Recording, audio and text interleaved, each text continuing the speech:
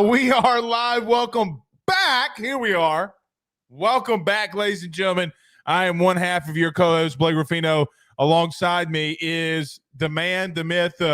He thinks he's Joe Burrow. He has a name, but he's not. Joe DeLeone. Joe, what's happening?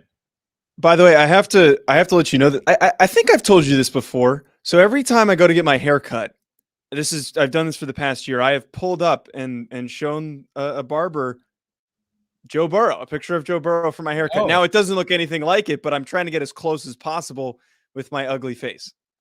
I feel like you look like the kid that plays Dennis the Menace.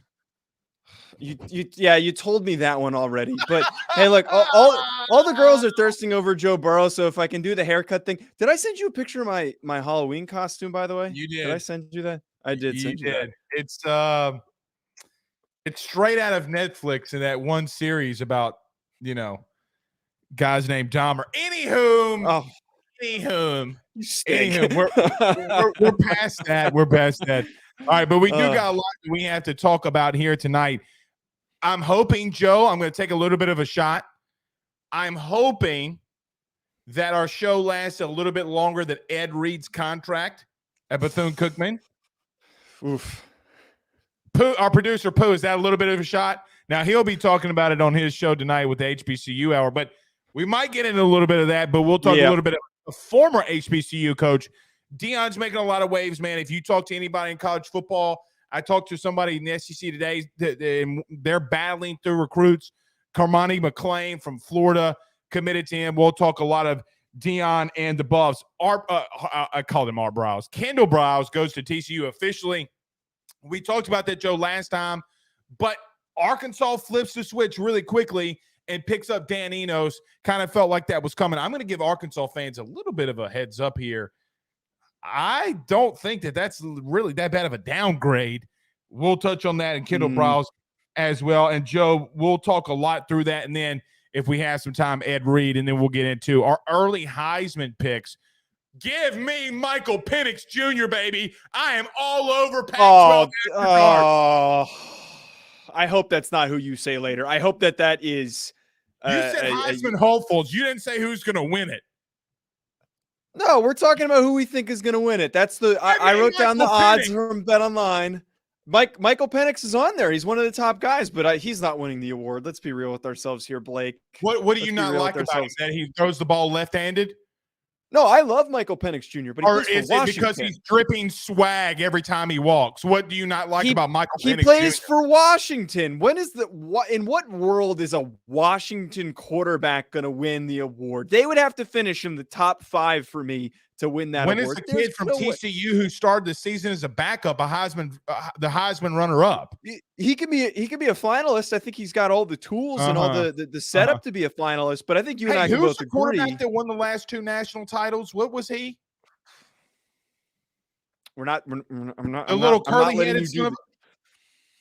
letting you do this to me. I'm not letting you set me up to just get lit up for this Stetson Bennett slander. I slandered him already. I'm not going to do it anymore. Not because I'm afraid, but it's over. It's past. It's behind us. Penning's legit, dude.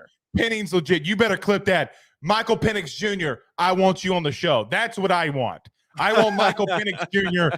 on the show, so we'll talk about that, but we got a lot to get in touch with, or a lot to touch on here tonight. Everybody do us a favor, though, because we do have to touch on a lot. Joe, we will be going – I've been telling everybody on AYS, my other show, but we'll announce it here too. We'll be going live a lot more frequently, a lot more content. So if you're on YouTube, hit that subscribe button and notification bell. Shout out to our good friends over at the TuneIn app, XM Radio. Subscribe to wherever you listen to podcasts as well. And don't forget to hit the like and share. So many of you listen to us on Facebook as well. Share to all those groups and pages as well. Joe, let's do this. Since we do have a lot we got to get to, let's talk about our good friends over at betonline.ag very quickly. Your boy went 4-0 this weekend. I told Cam Rogers, do not bet against Joe Burrow. Big nuts Joe Burrow. And what did he do? Oh, they suck. Well, look at you, Cam. So what, you're on CNN. No one really cares. Joe Burrow, I told Cam this. Ask Cam Rogers, who works for Believe. I sent him a text on Tuesday, okay? True story. I said, you are going to beat the reason that the Bills get their asses whipped. Just because of him, just purely him is the reason why You they got their. cannot tag Joe Burrow in a video saying that he's going to get his ass beat. Wait, he tagged Burrow? I didn't know that. His brother James Burrow and him were going back and forth on it. And then I'm getting DM messages like, "Hey, Blake, who's this Rudy Poo?" And I'm like, "Oh, you got to be kidding me!" Yeah, I didn't know any of this. They were equally as pissed as when Texas put his mama up in the nosebleeds in 19. They got pissed off. You made Joe Burrow. I got to talk to Cam about this. I didn't know that he did that. By the way, biggest pet peeve of mine, without a doubt, is tagging an athlete, a college or an NFL athlete when you're talking about it. Is the corniest, goofiest thing ever. Oh, Cam, what are we doing here, man? You can't be doing that. That's ridiculous. I don't know if he tagged him, but he tagged him. In my heart, he tagged him. That's all I know. He did. Okay. All right, let's talk about good friends over at Betonline, guys. We return in 45 seconds. We got a lot to talk about. Deion, is he making waves? He is. Talk about it next. Betonline is the fastest and easiest way for you to wager on all of your favorite sports, contests, events with the first-to-market odds and lines. Find reviews for all the news for each league, including Major League Baseball, NFL, NBA, NHL, combat sports, college sports, esports, and even golf. BetOnline continues to be the top online resource for all of your sports information for live in-game betting, props, and futures. Head on over to BetOnline today and use your mobile device to join and make your first sports bet. Use our promo code BELIEVE50, that's BELIEVE50, BLEAV 50, to receive your 50% off welcome bonus on your first deposit. That's betonline.ag, betonline.ag. Zeus on YouTube. Zeus Lambert says Penix is legit.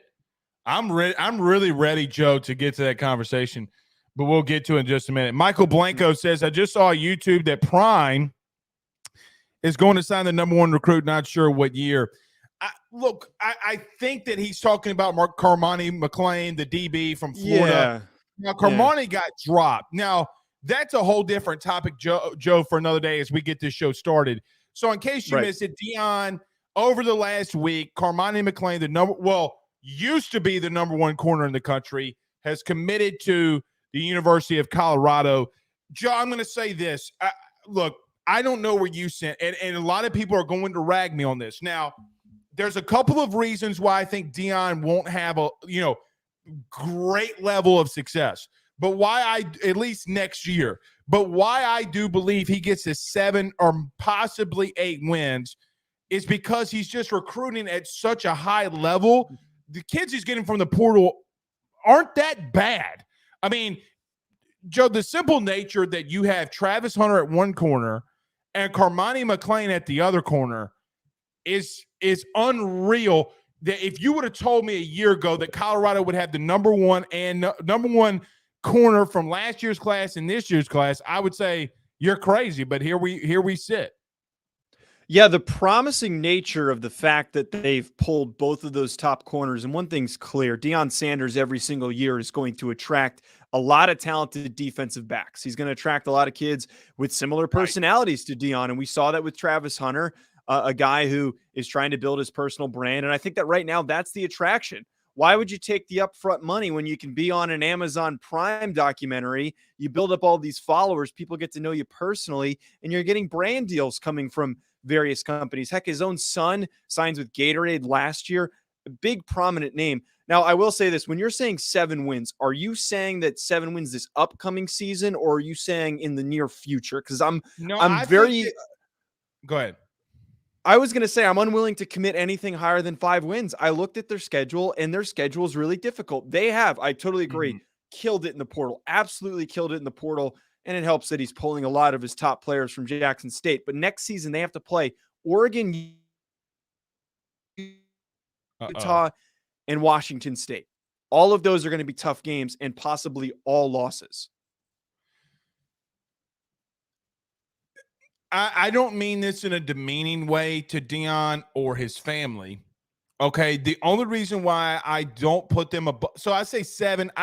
So I'm to the point where I think that their ceiling, their absolute ceiling is 8 wins. Okay, like you go into a bowl game, which I think is a massive accomplishment for Colorado if you're able to go to a bowl game. They can get to 7 wins, go to a bowl game, win it. I do think I'm with you, though. I think that their floor could be 5 wins. Reason being, and I'm not meaning this in a wrong way, and I don't mean this in a demeaning way. Is his son Shedeur ready to go? Is Shedeur ready to be that next P5 level quarterback? I don't think that he is. But I've also said that a lot of people aren't ready for the spotlight, and they are. Joe, my point would be is they can get there because they still play Cal. They might beat a Washington State. They can upset some of these teams. Here's why. Because if Shedeur is able to just be hot for a half or 3 quarters, whenever it may be, they're going to upset somebody they're not supposed to. Why? They just have too much talent around the board. Now, the thing that they don't play Cal. They play Stanford, though. Stanford stinks. Well, Stanford, you get what I mean? Like a team like them. I think my point is with Colorado, and when we sit here and talk about Deion, I don't know if they have the dudes up front. I really don't know if they have enough dudes in the interior that can really make them that next level. However, that's not a shot at them. People will take that as a shot. If they get to 6 or 7 wins, that is a hell of a job. That is a hell of a coaching job, in my opinion. I don't know how you feel about it, but if they get bowl eligible, that's a hell of a season to me. I'm just being honest. Uh-oh. The Believe Internet's not working. Did I stun you so bad, Joseph? Did I stun you so bad that you can't speak? Is that what's going on here? I think there we go. You might have shocked the internet that's going in the Blue office. I'm gonna hop out. I'm gonna come back in. Okay. So I guess to my point, to what Joe's trying to, we're having a ring around the rosy and all this. Now, Pooh Bear, I'm assuming this is Pooh Bear, says they actually play all the Pac-12 big boys. So, Pooh, would that be 5? So they play, I'm assuming, Oregon. Okay, so it is Oregon, USC, Arizona State. Is Arizona State a big boy? I don't know. But this is where you get interesting. So Pooh Bear brought this up, Joe. They play Oregon, USC. I think that's a loss and a loss. Arizona State, I could see them winning. UCLA, I think that's a 3rd loss. Oregon State, I don't think DJ Uiagalelei, or however we say his name, I don't think he can win a game of rock, paper, scissors sometimes. I think they could beat Arizona. I think they could beat Wazoo. They can't beat Utah. So what is that, 4 or 5 losses? They got a tough one, man. They got a tough one. And they play TCU on the road. Right. I think I'm slowly starting to reconnect here on the Believe Internet. But look, I looking at their schedule, I just think that there are a lot of roadblocks that are going to make it difficult for them. But I totally agree with the sentiment that you have there. There are upsettable games that they have on their schedule that it could get them close to that 8-game win total. I just don't want to set the expectations too high for this team. I don't want to get too far ahead of ourselves in assuming that they can be competing for 6 or 7 wins too high for them, though? Is that unattainable? I think it might be. We're not talking about them contending. We're not to the point of them contending. Like, is 6 wins that much?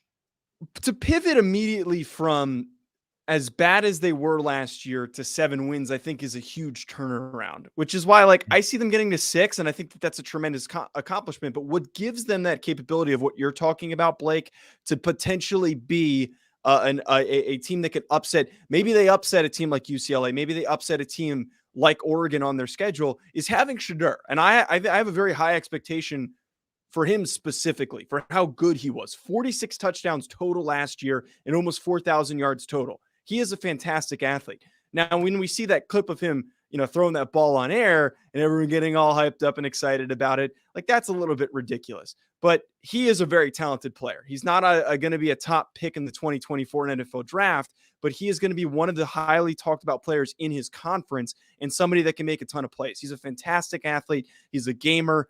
He's going to have a big, big impact for Colorado next season. I think that plays in line with what you were talking about. Do they have the athletes?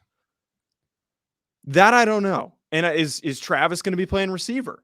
That's where I'm also concerned. And what you talked about with the offensive line, it is so hard to recruit and get offensive linemen in the modern era of football, because most of the good players are filling in the back ends of rosters at other programs, it seems like these days. So they might get pushed around a little bit. It helps that they're playing in the Pac-12 and they're not in the SEC, but it might take them a few seasons before they can fill out that offensive line.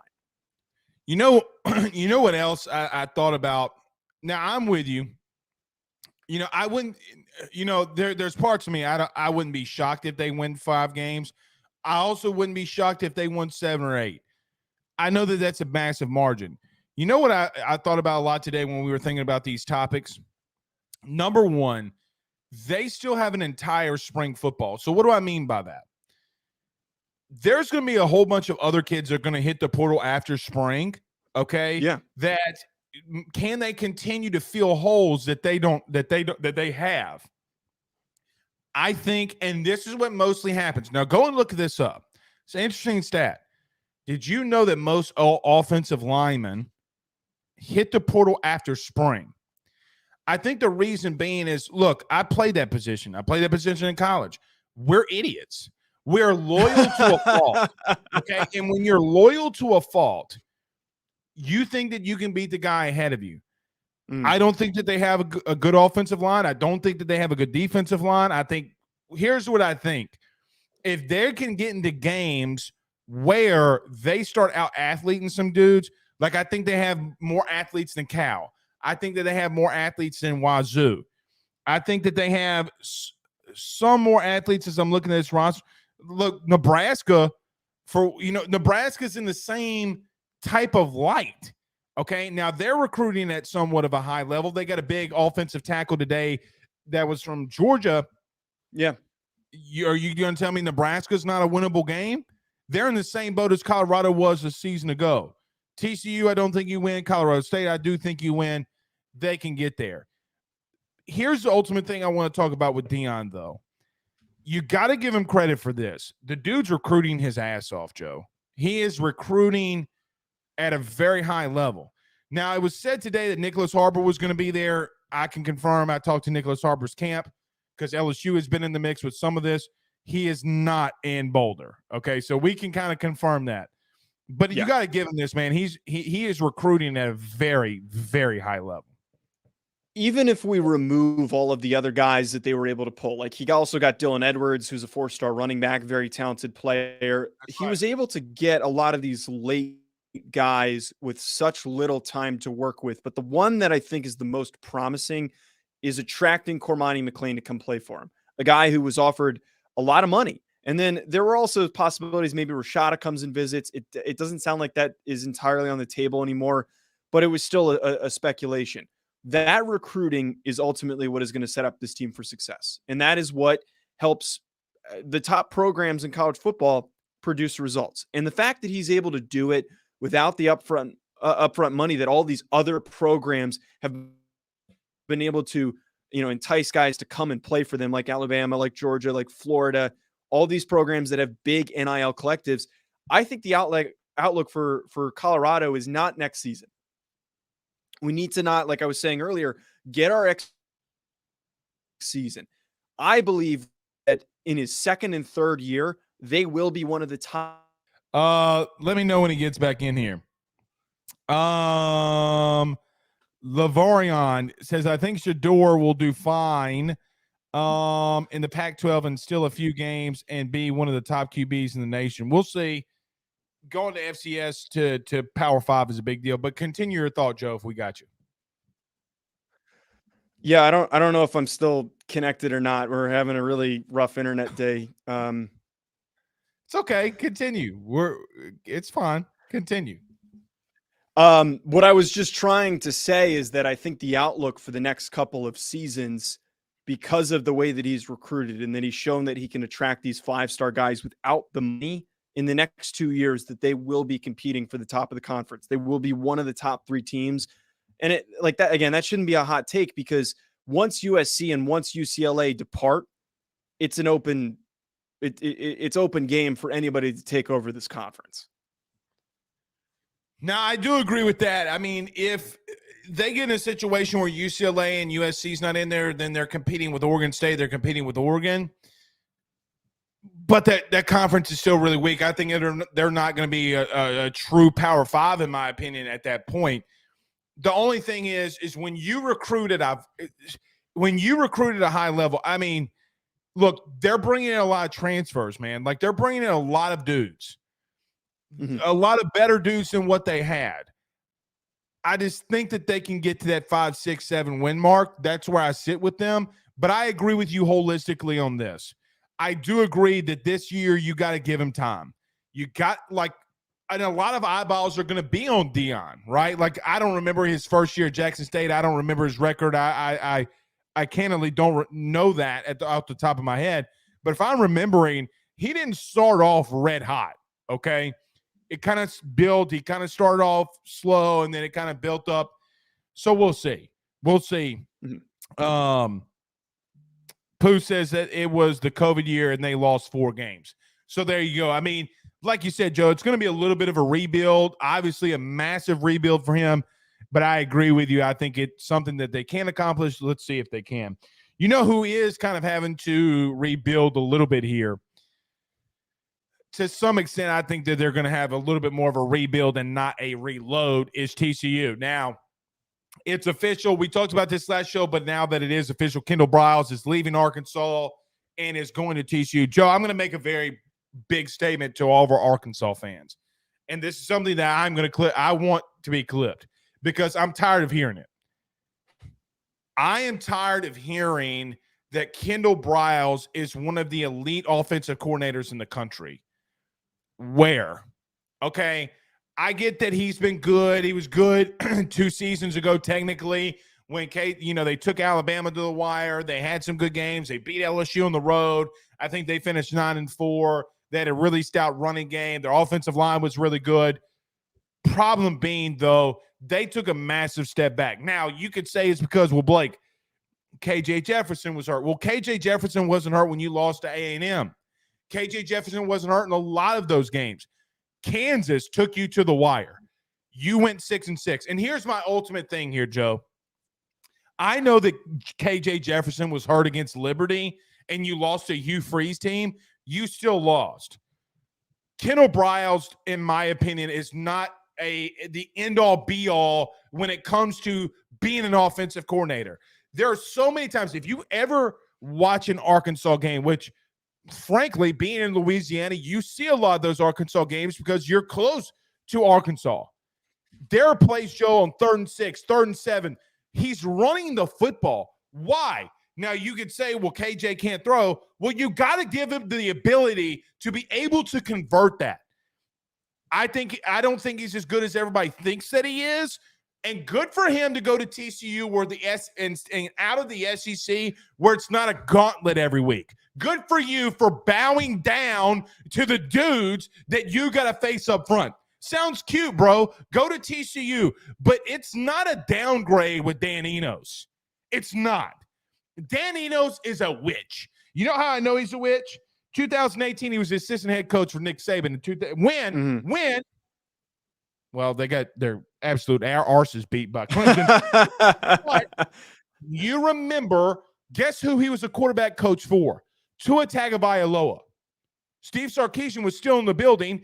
He wanted Dan Enos there. Dan Enos has been in Arkansas before. He's been in Miami and was most recently the offensive coordinator at Maryland. I don't think it's a downgrade. I think it's a little bit of an upgrade. It's where I sit. I actually completely agree with you on this. I know it's one of the few things shit, that he we've. if we're agreeing, he's the goat. Anyway, continue. Yeah, something's wrong if we're agreeing. But if you look back at what Kendall Briles has done, he was number one back-to-back when he was Baylor's offensive coordinator. He eventually is removed during the scandal that happens at Baylor, and he has a couple stops on the way before he gets to Arkansas, which is FAU, Houston, Florida State. The best that he performed in terms of total offense, where he finished in the rankings as an offensive coordinator, the highest was 35, and that was last year. We have years where they were finishing closer to 80, which is in the middle of the pack, past the middle of the pack for the most of his time as an offensive coordinator. I completely agree with you. I think that for TCU's sake, a little bit of a massive downgrade. I think that for Briles' situation, a bit of a cop-out to move on to a conference that is going to be less of a gauntlet. He's going to have a lot more opportunities to pad his stats. I don't know if this is going to net very massive positive results. TCU might have a serious hangover next season, losing Garrett Riley and then now replacing him with a guy that has been relatively pretty mediocre in his career. My only thing with Enos, I'm not a big fan of his play calling and his decision making, and having watched Talia Tagovailoa the past couple years at Maryland. I remember doing his summer eval, Tagovailoa's summer eval, and I just had a lot of head-scratching plays where I was wondering what the decision-making was with the play call. It's very – I understand that the approach in college football these days is that you want to air it out. But to me, that there are so many things missing in his decision-making and his approach to play calling. I am curious to see what results this nets, him coming back to Arkansas and having to actually scheme up an offense against very, very good defensive coordinators and very good defensive talent. Well, he's been there before. Okay. He's been in Alabama. He's been in Arkansas before. I think, what was it, Bielema that he was there with? Yeah. He's been in the SEC before. This isn't something new to Dan Enos. Okay. I think my point would be behind this, and I think it's a little bit of a look. I don't think this is a little bit of a stretch. I think if Sam Pittman starts getting a little bit of, they start losing, he's going to start getting a little bit of hot water here, Joe. I'm not saying Dan Enos is going to have to be Sam Pittman's savior by any stretch of the imagination. But look, man, you got KJ Jefferson. You got dudes. Their offensive line is not poo-poo, okay? But you can't take Rocket Sanders and try to do a 37 sweep and think that it's going to work. You got to go north and south in this league. You know who knows that a lot? I think it's Dan Enos. He knows where he's got to do it. Now, I will agree with you on this, on the Enos part. Maryland struggled at times. However, they had a couple backs that were hurt. If I remember correctly, I remember watching the Michigan game. A couple backs went out. They had Raheem Jarrett. They had some dudes on the outside. I just don't think Tagovailoa, the second brother, I call him the right-handed Tua. The right-handed Tua just didn't have, in my opinion, the sauce, I guess you can call it. Okay, thank you. I mean, I just don't think he was that good. I think the play calling was actually, because of how he was limited, I thought the play calling was good. Now, candid, I think I told you this, Joe. I went and watched the Maryland-Michigan game again from this past season. Brother, the dude was a witch. Okay, like, brother was pulling over card after card after card, and I'm like, hey, man, you better hit the perimeter. You're talking about Enos, not Talia, right? Yeah, I'm talking about Enos. Now, the Tagovailoa was a part of that, obviously. I mean, he got hurt. I mean, I think he, broke a rib or something. But nevertheless, I think that Dan Enos is a decent hire. But here's the thing for me with Arkansas. Okay? I think Arkansas is in that same boat with A&M in some sense. I think Pittman's a little – if Pittman starts struggling, Joe – Jerry Jones is going to take all of his frustration that he has for Dak and Brett Maher or Meyer, whatever you want to call the kid's name. Jerry Jones is going to take all of his frustration out on Sam Pittman. There's three coaches right now in the league. I think, is in the SEC, I mean, that's in deep water. And you could take this to the bank. Number one is Jimbo. Number two is Billy Napier, in my opinion, from some things that I hear. And number three is Sam Pittman. You can't go 6-6. But Arkansas fans, though, are a little bit more tolerable than most. but I think he's still in some hot water. Here's my thing though with Pittman in Arkansas. Like a difficult year last year, not having KJ Jefferson fully available, and Hornsby's fine for what he was, and he's transferring, he's gone. What is the ceiling for Arkansas? I don't think that they're ever going to be that team that is going to finish at the top of the conference. I just don't think that they have it in them for the regionality of it. But at some point, when was last time they were good? Lou Holtz? They were kind of poo-poo under Holtz. I mean, let me ask you this. You got more money than you know what to do with. What's the excuses? You got Walmart money. You got Tyson money. I mean, Tyson chicken money. I mean, if you've ever gone on a diet, you've eaten grilled chicken from Tyson because it's in the bag and you get to warm it up in the air fryer. Whatever it is, they got more money than they got Walmart money. They got Jerry Jones money. I don't want to hear that you're recruiting at a bad level. I don't want to hear that you have issues. You got to go out there and do it. I will tell you, though, with the money they have, if somebody got in there and could recruit his ass off, I think it would be something decent. Now, there's nothing to do in Arkansas. You know what you do in Arkansas, Joe? You play banjos and make out with blonde women. That I didn't say blind. I said blonde women. There's not much recruiting talent, and all of the neighboring states, a lot of those kids are still home. So I just don't understand where they're supposed to get that pool of players from. Does Mississippi have a crap ton? Does South Carolina have a crap ton? Because last time I checked, Dabo doesn't have 5 stars pumping out of the ass like all these other states do, and he still wins. Florida. It's a fair point. It's a fair point. Florida has 2 other Power 5 programs in their state. Well, but there's a higher volume of 5-star and 4-star caliber recruits in that state for them to pull from. So even if they're losing some of those guys, they're still feeding into that pool of players. I just when is the last big recruit to come out of the state of Arkansas? I don't even know who that is off the top of my head. The Bayham kid that came in for Baylor and when they won the Big 12, the quarterback, I think it was like a 4 or 5-star quarterback. Oh, I think he was the last big one. But regardless, Sam Pittman, the people are rumbling now. I'm telling you. And you know why? Because Arkansas basketball sucks right now. They want to take it out on somebody. Look, listen, when that moonshine gets a running through that blood, them Arkansas people get mad, Joe. They get mad. I mean, the banjos get to playing. The redneck comes out in them Arkansas people, man. I'm telling you. Okay. Oh, we got one from Timmy Martin here. Mitch Mustang. Yes. A blast from the task. Joe didn't even have peach fuzz on his upper lip, but he don't even know. I can't even tell you who that is. Oh, my God. I can't even tell you who that is. Google Mitch Mustang if you want to learn more about guys. He was his head coach, if I'm not mistaken, Pooh. Tell me if I'm wrong. Was Gus Malzahn. Oh, my God. If I'm not mistaken. How old is this kid? He was probably making out with chicks when you were being born. I mean, that's how young you are. Oh, so he went to USC, though. He didn't even stay in the state. No, he didn't. That's pretty lame. Well, that's my point.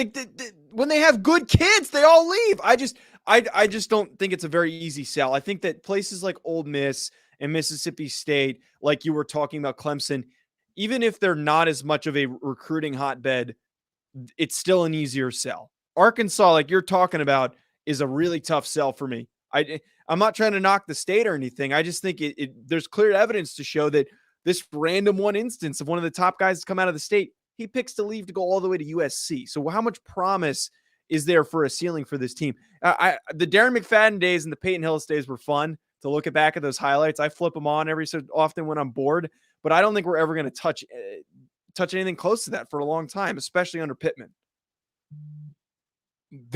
Arkansas were replacing 2 coordinators. Okay, now I can think that Kendall Briles is not that good, and I can think Barry Odom is what he is. Joe, when you start replacing 2 coordinators, it can become a disaster. Ask LSU, ask Ed Orgeron after 19 how that works. It doesn't bode well. Okay, This isn't Saban that we're talking about here. This is Sam Pittman. Their schedule's brutal, as Pooh Bear, our producer, points out. Their schedule's brutal. Guys, do they have Georgia next year? Do we know that? Like, there could be a scenario where in a 6-week span, now I don't know if they have Georgia or not, but buddy, who are they going to beat in the West? Like, exactly my point. I don't see them with that. Like, I could see them at the end of the season being 5-7, and so if you do that again, how much more leash are you going to give Sam Pittman? Now I know we're talking a lot of Arkansas here, but regardless, like, I don't know, they do not have Georgia. Okay, but again, they have LSU, they have Bama. They have A&M that's got more talent. It has a more talented roster than they do. And I will tell you this, Bobby Petrino's pissed. Okay, you got to go up against Hugh Freeze and Auburn. Look at it. Look how Joe's frozen. He was doing that.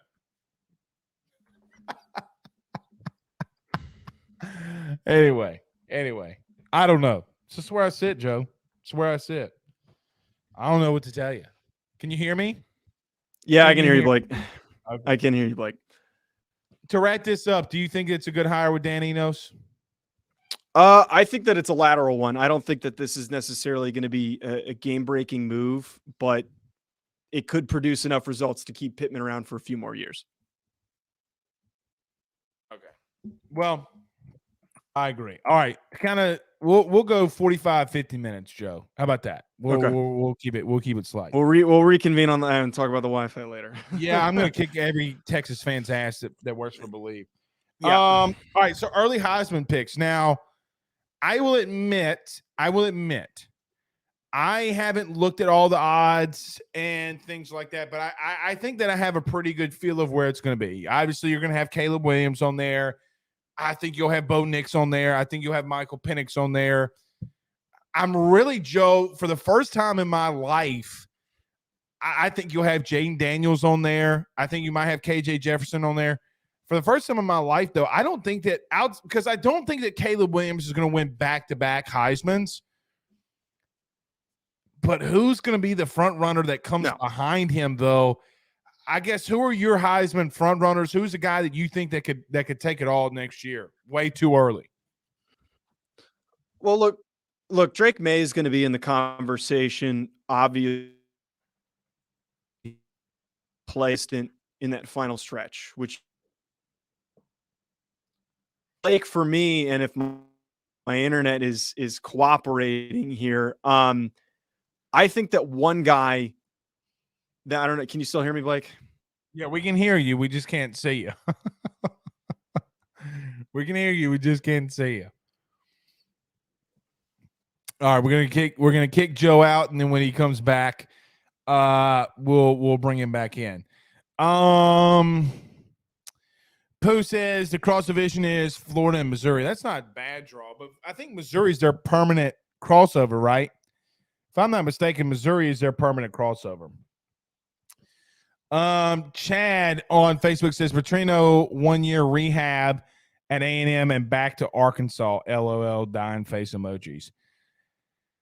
We'll see. I mean, we'll see. All right, go ahead, Joe. Go ahead. Drake May is going to be in the conversation. Drake May is going to be in the conversation, guys. This is a fun time on my end. The one thing that I wanted to get to, though, is, and I said this after the Garrett Riley hiring, I think that Cade Klubnik deserves a lot of recognition for the expectations that he has next season. I think that we might have to get a mulligan on here. Look, there are some guys that I think from an early Heisman perspective, I agree with Joe. I think Drake May is going to obviously be in that conversation. I think that Pooh and Zach, I think there's a guy that I don't know if y'all agree with this.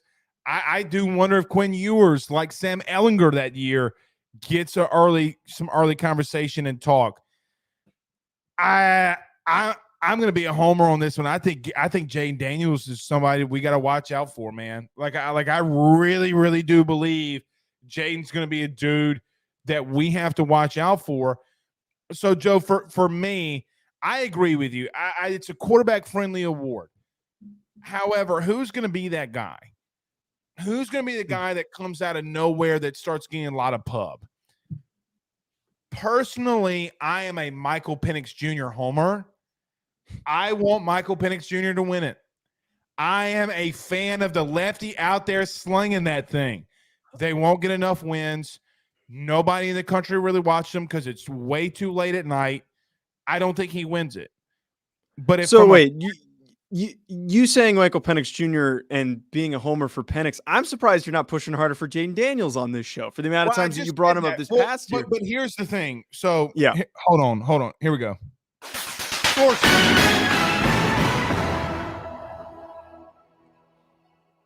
I'm going to break some news or maybe some thoughts on Ruffino and Joe show that I probably should be doing on AYS because not a lot of I think that they're going to – I think – and you know this better than most, Joe. Brian Kelly likes to run two quarterbacks. With that being said, I think Jaden Daniels – listen, I told you this a while back. Yeah. If Jaden Daniels gets 24 explosive plays, meaning down the field throws, I'm talking about 15, 20-yard throws, he's not coming out of the game. I've been told by people on that staff that I think that they will entertain the idea. Okay, now, could it be a lot of a Michigan type of deal early in the season where I don't know. I don't know how Brian Kelly's going to work it. I do think that there's a little bit more of an idea that the Purdue game could be the season. Does that make sense? Yes. So are you saying that we're going to are you saying that we're going to get at LSU next season like what happened with Malik Zaire and Deshaun Kaiser? Is that what's going to happen here? No, let me tell you why. Garrett Nussmeier and Jaden Daniels are better than those two quarterbacks. I mean, in terms of them splitting series and splitting snaps. Is that the setup? As we sit here in January, we will see. The reason I'm not going to push for Jaden at the current moment is because I think that there's, some talks about how things are going to run. I think Daniels is going to start. I think Daniels is going to do really freaking good, to be honest, where I think Garrett takes a little bit of a step back, and then in 2024, he completely takes over this quarterback position for LSU. We'll see. But I'm just a Michael Penix homer, and you're going to have to get over it. You're going to have to get over the fact, Joe DeLeone, that I'm a Michael Penix apologist.